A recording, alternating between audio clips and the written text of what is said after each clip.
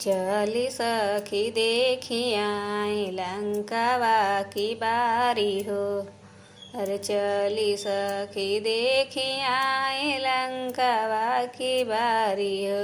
अरे लंकावा की बारी हो। अरे लंकावा ज देखी ताकि घर अकेला वटली हो। अरे घर अकेला वटली हो। ऐसा सुरू लगा मैं फूल गे न मन कचोरी हो।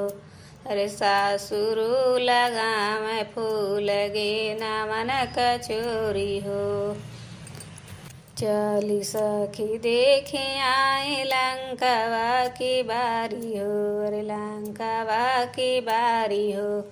लंकावा जो देखी ताकि घर अकेला वटली हो। घर अकेला वटली हो। अरे भासुरु लगा मैं फूल गे न मन कचोरी हो। कि भासुरु लगा मैं फूल गे न मन कचोरी हो।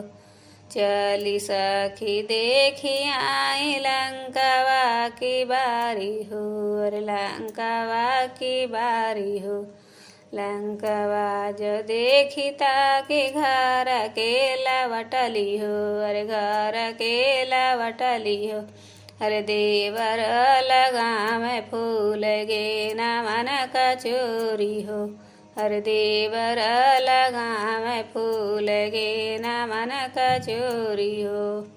चली सखी देखी आई लंकावा की बारी हो। अरे लंकावा की बारी हो। लंकावा जब देखी ताकि घर अकेला वटली हो। अरे घर अकेला वटली हो। अरे ननदा लगा मैं फूल गे न मन कचोरी हो। अरे ननदा लगा मैं फूल गे न मन कचोरी हो।